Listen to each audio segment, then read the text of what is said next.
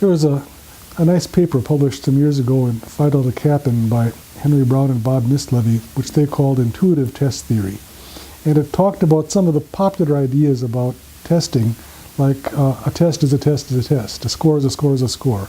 You can tell what a test is measuring by just looking at the title on the top of the page. The idea here is that people don't really pay enough attention to the particulars of what a test actually is measuring, what children are actually being required to do.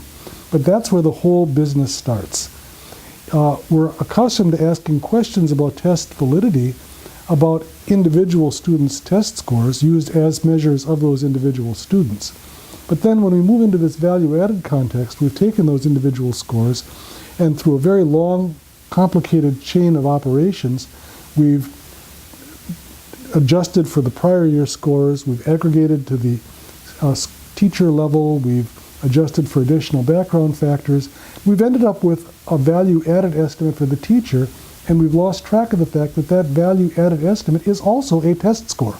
It's a test score of a different kind, for a different purpose, a different object of measurement, in this case teachers instead of students, but we still need to ask those same questions about reliability and validity. And validity begins with the content that the children are actually tested on. Children learn what they've been taught. They don't learn what they're not taught. If the teacher is working with a group of students who are way below grade level, and that teacher needs to meet those kids where they actually are and give them the instruction they need to bring them along, if they may be making enormous strides, but if the things that they're learning don't happen to be the things that are on the test that's been mandated, then all the efforts that that teacher is making and all that success isn't going to be tracked by the student's test score gains.